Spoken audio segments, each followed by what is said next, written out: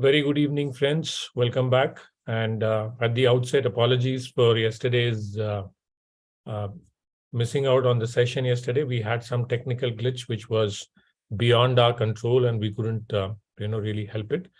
I'm assuming that everybody was in a celebratory mode yesterday, 2nd November 2022. A pretty nail-biting finish. India won the match against Bangladesh. So I guess everybody wanted to celebrate. So YouTube also played along and did not have the session. I'm assuming that could be the reason. Whatever it is, we are back and we are always with you, and we are here to support you to the end and continue after that as well. That is our motto, and that is how we will abide by.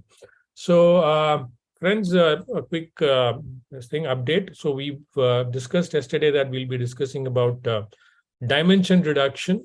And under dimension reduction, we'll be talking about the various methods of dimension reduction. And within those methods, we'll be discussing about the various hyperparameters to improve the efficiency of that particular, or effectiveness or efficacy, whatever you call it, of that particular dimension reduction algorithm or the unsupervised algorithm. So on that note, let's begin. I think by now we are all clear that we predominantly use two, and we have one more, which is called factor analysis. So PCA and SVD is something that we are all well versed with. We also have something called as factor analysis. So we'll be touching base on all these three. And the usual, I'll pass on the baton to Sharad. So can you tell me, when we are, I'll be taking a very literal question, or a very fundamental question here, Sharad. I can understand clustering, I can understand supervised algorithms, I can understand probably even recommender systems, where we would want to, have some hyperparameters to improve it. What is there in dimension reduction? We're just reducing the dimension. What is it? Why do we need hyperparameters? Could you probably start from there and then, take it over? Thank you, Nitin, and welcome back to the channel, everyone. Hope you're enjoying and learning along the way. The series of discussions that we're having as part of this YouTube live sessions should eventually help you to land up into a job. Based on our experiences, we are trying to bring out all those questions which probably might come in your interview. So hope everybody is taking a key note of all these sessions, and let me jump into the question. The question was basically with respect to dimension reduction, which is a little tricky subject in the entire data science data science world, but very essential. And we basically need to try and improve the algorithm's performance, for example. Obviously, we need to work with a limited or small size of data. But saying that, we cannot reduce your data as part of your Wilson fancies, right? We cannot just reduce the data. So in order to extract the information, we from the given set of features, we try and use this dimension reduction, which also works as feature selection algorithms. And the hyperparameter with respect to these algorithms, right, is the component itself, the number of components itself. So when you say dimension reduction, for example, if I have 10 columns, let me share my screen and show you the hyperparameters, the functionalities and all that, right? So I've just pulled up the document for you people. And if you look at this, this is the PCA algorithm, right? And I'm trying to show this. And by the way, you can access these file on the website, 360-digit-MG website itself, so that it helps you to quickly remember all the things from your practice perspective. Like I've shown in the previous sessions, it will be available on 360-digit-MG website in the learning resources. At the end of the session, anyways, I'll again walk you through with the navigation. Now, let us talk about the dimension reduction here. And we are trying to talk about a popular algorithm, which is principal component analysis. Like any other algorithm, you can see that there are a bunch of parameters that we can pass through to control how the algorithm actually does the entire component analysis and then tries to compress your features. The most important feature that we talk about is the number of components itself. Without the number of components that you're going to pass, there's no compression, right? I mean, what will you do with taking the same number of columns? If I have 100 original columns, and if you do PCA, and if you again get same 100 100 PCs, then there's no point in achieving this or implementing this logic. So what should be the number of principal components that you want to get this information compressed to? So that itself is the first hyperparameter that we need to pass. And it is going to define the entire algorithm's performance on this data. So for example, if I have a data set given to two people, let's say person A and person B, I'm giving 100 columns data for both these people. Now let's say person A is implementing PCA itself, but the person decided to get 20 PCs. Whereas person B tried to compress the data with only 10 PCs. The difference between the data points is the dimension itself, right? So here you will have 20 columns, you will have 10 columns after transformation. But when you're using this data set for any machine learning algorithm, you can very clearly say that the time taken for person A's data set would be a little higher than the time that we take for processing the data that we obtain from person B's analysis. Because of obviously the dimension is reduced. So computation becomes much faster. Remember, the trade-off is always there. The accuracy will come down, but still, depending on what is your business objective, you might want to subjectively decide on which compression you want to achieve. So that is the first hyperparameter that we talk about. Likewise, we have a lot of other parameters, like you have your copy. This is one of the hyperparameters that we have here. Right? If by default it is true, but what we are doing is, if it is set to false, the data that is being passed to fit will be overwritten. That means you're going to get the transformed data, right? Original data will be overwritten.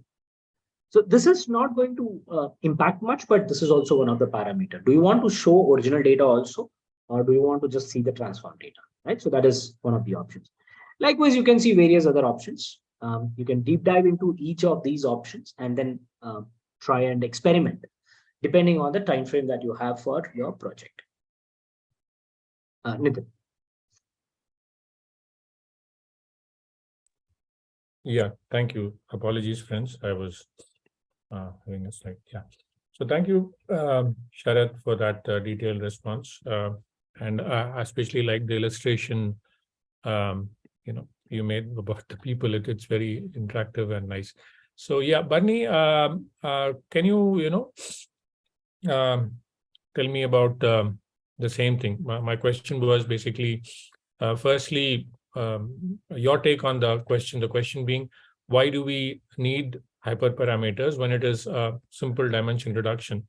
And what does the hyperparameter really do in as far as dimension reduction algorithms are concerned, generically speaking, not specific to any algorithm? That was my question. Could you please give your insights on that? Sure, absolutely. If you may just allow me a minute, because I want to pull up the maybe mind map and explain a few things quickly. So this will probably make things interesting here. So first of all, we need to get started with unsupervised learning techniques. This is what I keep telling to people, that you get started with unsupervised learning techniques. and then try to apply supervised learning techniques on top of that. And even among the various unsupervised learning techniques, you will have to, do a mix and a match. Probably in topic mining, in text mining, you'll use clustering, or you'll use dimension reduction techniques such as SVD, right? Which is very similar to LSA or, LSI that we have. And I will quickly take a minute here to show something interesting. Okay. So let me share my screen and explain here.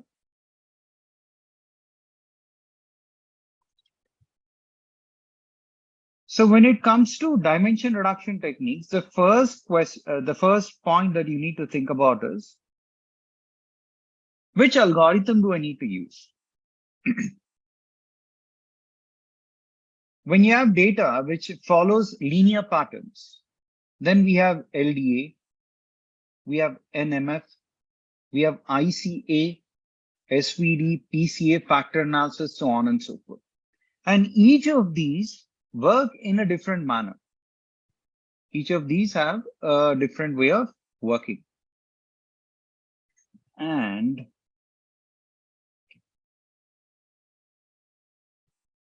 we also have we will also have nonlinear patterns in the data. When you perform your exploratory data analysis, you'll figure out whether your data are nonlinear in fashion or linear in fashion, etc. And if you have nonlinear data, then for a pattern, then you employ SNE or TSNE. These are the techniques which work very well. Okay. And these techniques work very well when you have textual data. Textual data, you cannot, imagine it as a linear problem. So when you have textual data, it will have very high dimensions, too many words to deal with, etc. So this is how you figure out. Figuring out which algorithm works well is point one. Point two is thinking about or understanding what are the various hyperparameters. And already we have discussed multiple times that hyperparameters are those options which you can change and experiment with. For example, Sharath was talking about number of components. A number of components can be any value, but in interviews, questions could be around what is the minimum value and what is the maximum value when it comes to number of components in PCA. Minimum, you can have one, obviously. And the maximum would be number of features. You cannot exceed the number of features. That means in your input data, if you have 20 inputs, then the maximum number of principal components that you can have would be 20. PC1, PC2, PC3, the maximum that you can have is 20. Okay, so this is the reason why we need to understand the hyperparameters. Okay, this is one thing with respect to PCA, but I'm sure we'll delve deeper into the other, dimension reduction techniques, and we'll understand more on that front as well. And here we have another thing which is called as iterated power. We have n underscore oversamples, right? So we have TOL, which is tolerance level, SVD solver. So all of these things are interrelated. Okay, though we are talking about principal component analysis, you might see references pertaining to SVD, because both of these are going to work on the basis of linear algebra. So the underlying working more or less remains the same. Okay, and we also have SVD. Here also, we have a bunch of hyperparameters which exist. And here also we have, number of iterations, number of oversamples, right? Tolerance level, algorithm, number of components. While we have umpteen number of hyperparameters, it's humanly not possible to remember each and every hyperparameter. However, the most important hyperparameters one have to remember. And if you ask me what is the single most important hyperparameter, both with respect to PCA and SVD, then I would say it'll be number of components. Okay, and this SVD concept is, very well explained as part of topic modeling techniques such as LSA, which is also called as LSI, and also LDA. Sometimes people also call this SVD as LSA or LSI. Interchangeably, they use that. That is how closely they are related. And when we are using SVD to deal with text data, then we need to use 100 as your number of components. Okay, so that's the recommended value. Because in LSA, it's all about topic modeling. How many topics exist in a textual document is what LSA will help you figure out. Okay, so in that way, there are a bunch of things. So these are a few things that I wanted to talk about. Yeah, thank you. Thank you so much, Barney. As you're already aware that, these are all pretty much interconnected. And there is no single thing which is better, because this is a question that is often asked by students while in class. Which is better? Which should I use it in preference to the other? And the more experience you have in working with projects, the more confused or the more totally lost you will be to give such an answer. All right, if somebody asks me which algorithm, which should I use, PC or SVD or even factor analysis for that matter, or should I use agglomerative, or should I use k-means clustering or whatever, the more you work, the more confused you will be, because there is so many more things you will learn. So like I said, while we were discussing about PCA, we ended up also talking a little bit about SVD. So that will be my the next question for Sharath. So can you just throw some light about SVD applications? I mean, the hyperparameters and applications related to SVD for our audience today. Yeah, thank you, Nitin. Definitely. Yeah, rightly said. Too much of analysis leads to paralysis, right? So that's the very popular caption that we at 360 Digit use, and Bernie's favorite statement. So when we keep working on various projects, depending on the challenges and depending on the pattern, I should say, in the data, we try to experiment with different algorithms. In some cases, some algorithm works. The exact algorithm may not work in a different kind of a scenario altogether. So we have to keep experimenting, and there is no standard answer that this will work in this case and this will work in this case. That's something that we have to be remembering. As I always say, right, I look at data science as a research study. So, and there is no standard process for researching on things, right? So remember that one. Now, coming to the applications, right? SVD is very, very interesting algorithm because of the way it is designed. It's called as multi-layered algorithm for the fact on how it is designed. It's basically depending on linear algebra, and it uses matrix factorization concepts and all that. Technically, right, we'll discuss these things in our regular sessions. Of course, you can join those sessions or you can view those sessions on YouTube channel to gain more knowledge on that. But the concept is that we are decomposing original data, which is a two-dimensional data, into three different matrices, and then we do approximation. We call it as R approximation or K approximation, which eventually allows us to take only subset of those split data. Now, why I'm explaining this is because the applications perspective, whenever we talk about, let's say, algorithms which deal with personalized data, for example, Netflix, a lot of personalized data is there, right? What movies you watch, when you watch, and all that. Now, Netflix should be very well aware of that the data security clauses have to be implemented, and they cannot share the information about my preferences to anybody else, including even if there is some kind of a hacking happens. It should make life very difficult for the hackers to get the personalized information. So in these kind of cases where data security is very important, you can probably prefer SVD because of its design, right? And this is, one of the applications, and very widely used by Netflix.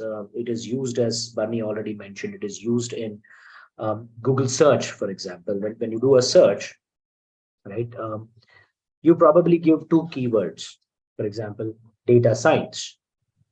Now, when you say data science, let me just write it on my screen otherwise. So these are some of the examples, friends. I was just wanted to show it on the screen. So recommendation engine, this is Netflix example.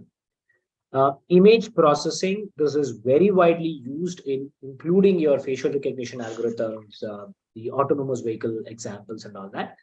LSI or LSA, this is where your search engine basically comes into the picture, text related applications. And so on and so forth, genomics and all that is that. Let me use this as an example. Now in Google, let's say you are going to say data science. You're interested and you want to learn data science. So use this keyword, right? So if you look at the text, I have only two words or two tokens. We call them as tokens, right? This has to give me a result which is talking about multiple websites like this, right? So I'll get website 1, website 2, website 3, website 4, so on and so forth. So there are many things that you'll have to look at here. Why is this order coming in the first place? Why not this website coming at the first when you do a Google search? Or why in the first place this website is coming? Now, if you talk about two words and you are trying to map the similarity between a huge content on the website, right? A website will not have only two words, right? It could have huge content, documents, pages together. So how you do a mapping of two keywords with a website content? You cannot just map them, right? And in fact, you're also ranking them. So this is where your LSI, SVD concept comes into the picture. Blindly assume that wherever you have high dimensional data, right, you need to apply dimensional reduction concepts. So when I talk about a website, if you can look at the text content, it is a very big content, right? Very big document. When I split all this text document, I get many words, or we call it as tokens, hundreds and thousands of tokens I will get. Now, I cannot compare directly two words with thousands of words. So using SVD, we try to compress these, let's assume, thousands of words into two words. Assume, logically, this is what happens in the backend. So using SVD, we try to compress the high dimensional data into something which is manageable. Now, once I get two words or two tokens, then I will be able to easily map, right? So logically, SVD is applied for these kind of Google search analysis, and that's nothing but your LSI. A very high level, I'm trying to bring up the point. So mentioning that, right? So these are some of the applications. In short, wherever you have high dimensional data, your dimensional reduction techniques can be applied. There are many, friends, right? As Barney has already shown, there are many techniques, but very popular are these two techniques, which are frequently used in the data science community. Anithan, thank you. Yeah, thank you. Thank you so much, Sharath. Yeah. So, Barney, I'd like to ask a very fundamental question here. We are running out of time today.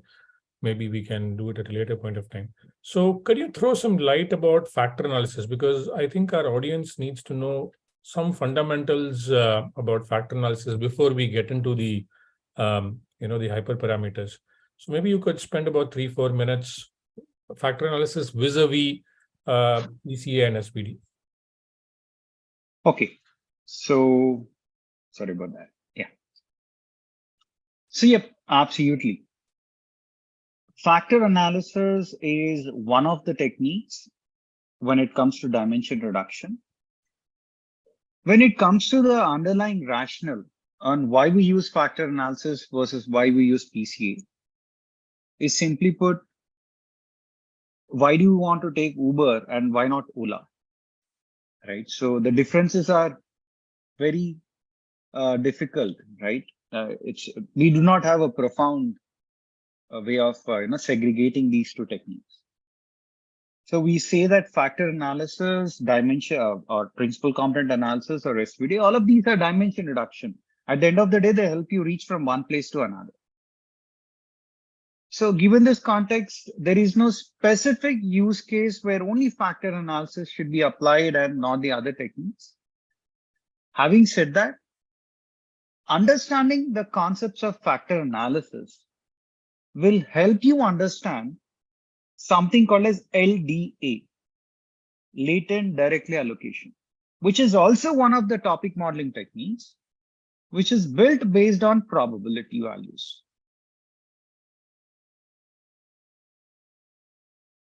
And this is one of the most famous topic modeling algorithms, which is currently being used in the industry. And it is the best for that case in comparison to LSA or LSI. Okay, and factor analysis works exactly the way principal component analysis works. When it comes to principal component analysis also, if you have 100 inputs, for example, or 100 features, you will have 100 principal components. In factor analysis also, it would be exactly the same. If you have 100 inputs, then you'll have 100 factors, factor 1, factor 2, so on and so forth. But until and unless we blow life into these new factors or new principal components, they will not make any sense. So if you want those to make sense, you will have to look at what are the values, scores, or what are the principal component scores, values. And then we need to, try hard to give an appropriate name for this. Otherwise, the interpretation part is completely gone. Right? And if you're lucky, you'll be able to interpret, but you have to become lucky. Right? You cannot leave completely to your luck. You have to somehow figure out what is a logical name that we can give to the factors or principal components so that they start making sense when you use it in your probably supervised learning techniques, such as predictive modeling algorithm. Right. So, and also one more thing is when it comes to the hyperparameter, once again, it's the number of components. So number of components is something which is applied in PCA, SVD, factor analysis, etc. And that's one thing which people have to remember. Okay. So. Yeah, we have a question from Mr. Praveen, which says, so is it based on your selection? I think I can answer that, Praveen. It is not on the whims and fancies of a data scientist that any algorithm, it's not just with reference to dimension reduction, any algorithm that we choose, it is not on the whims and fancies of the data scientist. It is more to do with using multiple algorithms and choosing the one that is suited the best, one that is having a good what shall I say, quality metric is good, one that has explainability. All right, so that is basically the reason it's not on the whims and fancies. Can you explain how to use cheat sheets after opening it, showing package? Can you, Sharad, can you please take up that question? Maybe Sharad, you can go to learning resources and maybe just show the learning cheat sheet part. Yeah, I think we have to unzip probably that. stop sharing.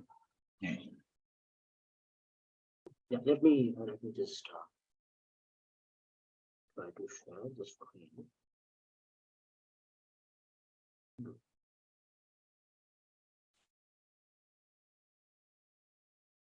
Okay, I think there is some issue on the website.